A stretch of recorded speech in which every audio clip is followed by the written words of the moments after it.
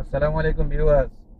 আজকে আবার Oman Salalah সায়দাতে একটু ঘুরিয়ে ঘুরিয়ে দেখবো, খারিবের আবহাওয়া দেখবো, আপনাদেরকেও দেখাবো।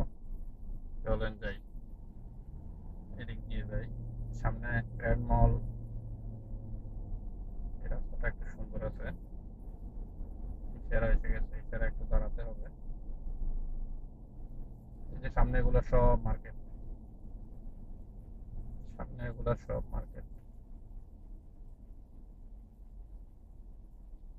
দেখেন কি সুন্দর পরিবেশ। এই যে এখানে কোনো ট্রাফিক পুলিশ নাই, কেউ নাই, কিছু নাই, কিন্তু দাঁড়াতে হচ্ছে। যদি না দাঁড়িয়ে চলে যায়, একে তো অ্যাক্সিডেন্ট হওয়ার সম্ভাবনা আছে, দুইয়ে এখানে যদি ক্যামেরা মেরে দেয়, ক্যামেরা তো মারবে 100%।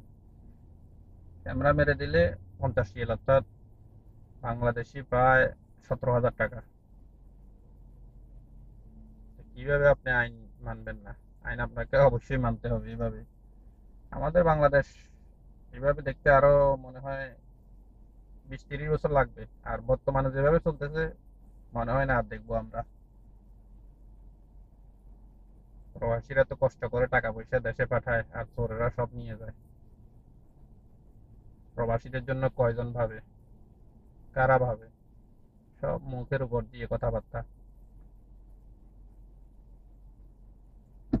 সিগন্যাল এসে গেছে, এখন চলে যাচ্ছি সামনে। এই যে সামনে সালালা গ্র্যান্ড মহল, লুলু, সব এখানে। কত বড়, কি সুন্দর রাস্তা, নারিকেল গাছ আর নারিকেল গাছ দুই পাশে। সালালা বিখ্যাত হচ্ছে যে কি নারিকেল গাছের জন্য, শুধু নারিকেল গাছ আর নারিকেল গাছ। দেখেন বাসও আছে এখানে, নির্দিষ্ট জায়গায় বাস দাঁড়ায়।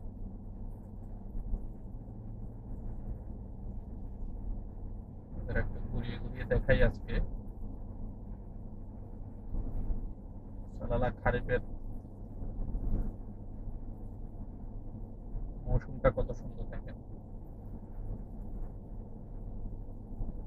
এই রোডটাতে চলতে হলে 80-র উপরে গেলে এখানে মানে চোরা ক্যামেরা আছে। পুলিশ কতগুলো ক্যামেরা বিভিন্ন জায়গায় বসিয়ে রাখে, এগুলো মেরে দেয়। 80-র উপরে যাওয়া যায় না। আপনি যদি 80-র উপরে যান তাহলে ক্যামেরা মেরে দেবে।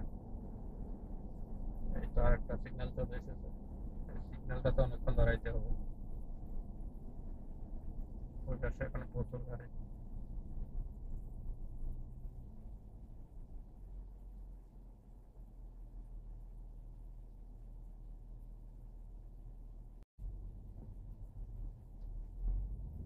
এই সিগন্যালটা ঘুরে গেছে, এখন আমি হাতের বাম দিকে চলে যাব। ইশারা দিতে হবে একটু।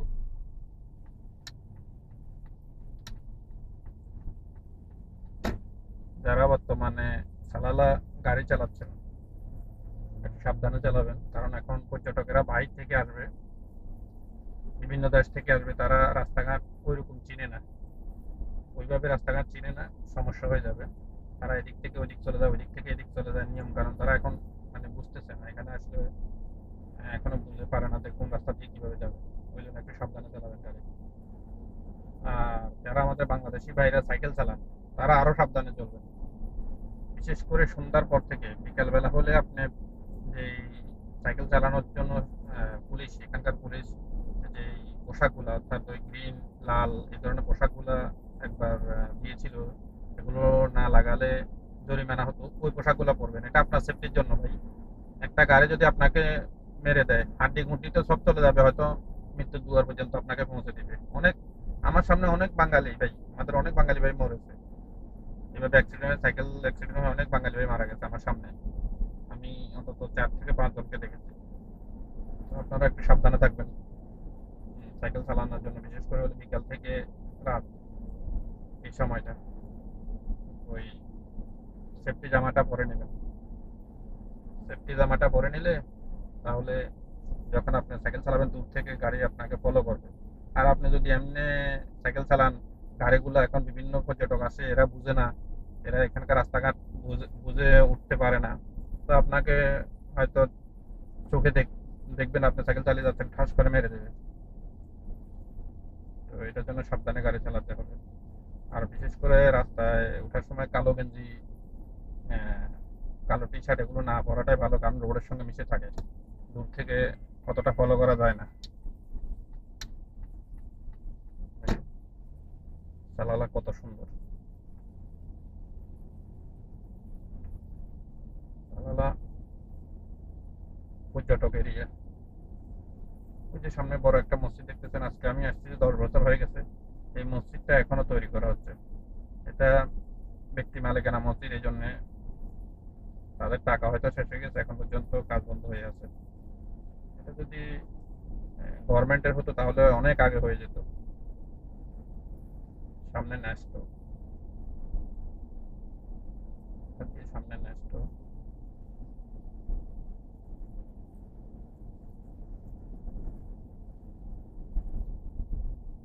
এটা হচ্ছে যে সালালা গ্যালারি, তারপর ন্যাস্ট। ন্যাস্ট আমার হাতের বাম পাশে।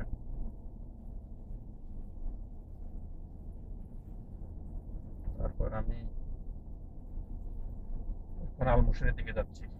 পেটে খুব ভোক লেগেছে, খিদে লেগেছে, কিছু খেতে হবে। এখন আমি আলমুসের দিকে যাবো, কিছু খাবো গাড়িটা রেখে। আপনাদের দেখাবো ঘুরে ঘুরে। সালালা সায়দা আলমসুর বললে সবাই চিনে। আলমসুর হচ্ছে একটা মার্কেটের নাম। আলমসুর আলেক ইস্তেগারা পাশাপাশি, এই জায়গাটা ওই জন্যই সবাই চিনে। কেউ যদি বলে সায়দা কি, কোথায় যাবেন, আমরা যদি সালালা থেকে কিংবা মারবাদ তাগাদ এগুলা থেকে কিংবা মার্কেট থেকে কেউ যদি বলে আপনি কোথায় থাকেন, সায়দা থাকি, সায়দা কোথায় থাকেন, তো আলমসুরের ঠিকানা দেয়। সায়দা আলমসুরের পাশে থাকি এরকম বলে। কারণ আলমসুরটা সবাই চিনে ওই কারণে। আলমসুর হচ্ছে একটা সুপার মার্কেট।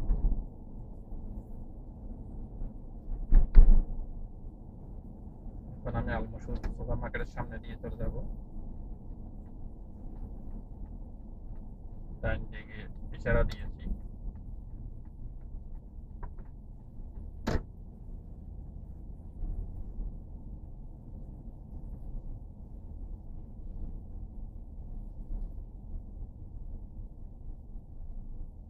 এই যে আমার হাতের বাম পাশে আলমসুর সুপার মার্কেট।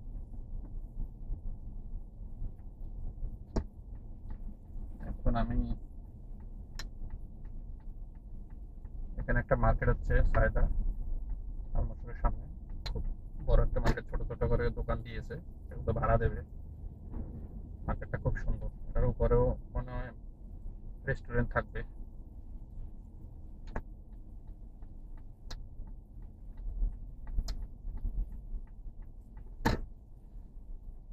দেখেন আজকে হাওয়া মানে সালালার মৌসুমটা একদম ঠান্ডা ঠান্ডা। আরে বাঙালি ভাইরা কাজ করতেছে দেখেন, কত কষ্ট করে কাজ করে, কত কষ্ট করে এরা কাজ করে।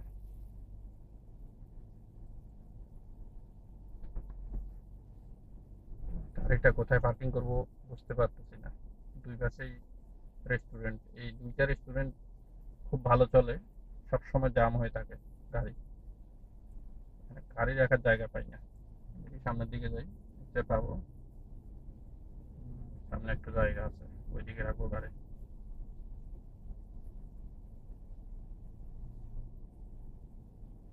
হ্যাঁ, ওইদিকে তো গাড়ি রাখবো, তো একটা গাড়ি দাঁড়াই গেছে, কিভাবে রাখবো? অলরেডি একটা দাঁড়াইয়ে গেছে।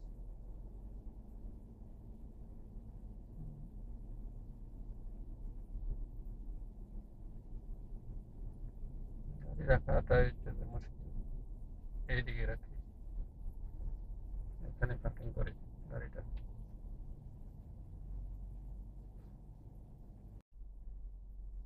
যাক, নাস্তাটা করে ফেলেছি, এখন এদিক দিয়ে বেরিয়ে যাব। এটা হচ্ছে পেট্রোল পাম্প, এটা হচ্ছে পেট্রোল পাম্প। আমি গাড়ির অকটেন নিই এখান থেকে।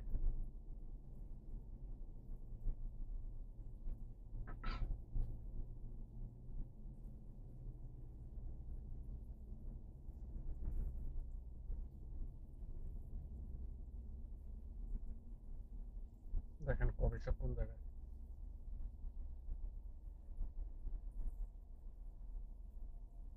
এখন কোন দিকে যাব? বাসার দিকে চলে যাই। এদিক দিয়ে বাসার দিকেই চলে যাব। সামনে পুলিশ আল্লাহ জানে, ক্যামেরা দেখলে কি বলে। এই যে পুলিশ, পুলিশের গাড়ি। এই যে আমার বাংলাদেশি ভাইরা দেখেন স্ক্রাব ঢোকাইতেছে, দেখেন। দেখে শুনে বুঝে শুনে না আসলে এভাবে স্ক্রাব ঢোকাইতে হবে। সাইকেলে করে করে স্ক্রাব ঢোকাচ্ছে।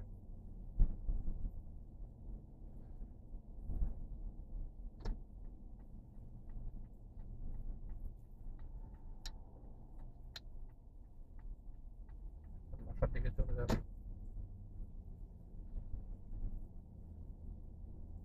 বর্তমানে ওমানে কোনো কাজ নাই, অনেকটাই কষ্টে কাটাচ্ছে আমার বাংলাদেশি প্রবাসী ভাইরা।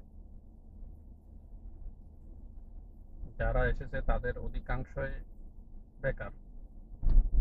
কোনোরকম রুম ভাড়ার খাওয়া খরচের জন্য স্ক্র্যাপ ঢোকাইতে হচ্ছে। ওই যে সিটি কর্পোরেশনের ডামগুলোতে, এখানে বলো দিয়ে ডাম বলে, এগুলাতে স্ক্র্যাপ ঢোকাই ঢোকাই কোনোরকম ওই যে তাদের খাওয়া খরচ আর রুম ভাড়াটা জোগাড় করে। এই জন্য বিদেশে আসার আগে একদম ভালোভাবে চিন্তা করবেন যে 3-4 লক্ষ টাকা, 5 লক্ষ টাকা পুঁজি দিয়ে বিদেশে যাবেন, ভাবছেন ওখানে শুধু টাকা আর টাকা। ওখানে কিছুই নেই। একান্ত আপনার ভাই, আপনার বাবা, নিকট নিকটতম আত্মীয়, একদম নিকটতম আত্মীয় ছাড়া আমি মনে করি বিদেশে আসাটাই ঠিক না। দালালেরা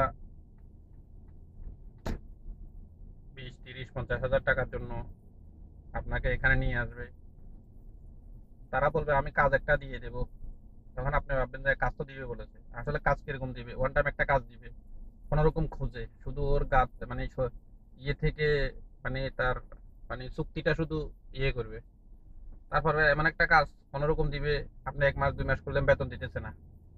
তারপর আপনারে ওখান থেকে বললো যে না আমার লোক লাগবে না। অথচ বাংলাদেশি কোনো একটা খাবার দোকানে বা বাংলাদেশি কোনো একটা বাগানে আপনারা দিবে, ও আপনাকে বেতনও দিবে না। তারপর আপনার লোকও লাগবে না, কিছু লাগবে না। তখন আপনি একটা ইয়েতে পড়ে যাবেন। ও ও যখন আপনি ওকে বলবেন যে আমাকে তো বেতন দিচ্ছে না, তখন ও বলবে আমি আপনাকে কাজ দেওয়ার মালিক, বেতন কি নিয়ে দেওয়ার মালিক কি আমি নাকি? ভেজাল করে কি করবেন? টাকা তো আর ফেরত পাবেন না। তো এই জন্যে বিদেশে আসতে হলে একদম বুঝে শুনে আসবেন। আর এখন বিদেশে না আসাটাই ভালো। অল্প পুঁজিতে বাংলাদেশে ব্যবসা করা যায়। বাংলাদেশে কাজ করলে কি হয়, এখানে যে স্ক্র্যাপ টোকাচ্ছেন, বাংলাদেশে স্ক্র্যাপ টোকালে তো আরো ভালো ব্যবসা করতে পারবেন, কিন্তু টোকাইবেন না। লজ্জা শরম, বাংলাদেশের সিএনজিও চালাতে চায় না অনেকে। এখন বাড়িতে চলে এসেছি, গাড়িটা পার্কিং এ রাখবো, নেমে যাবো।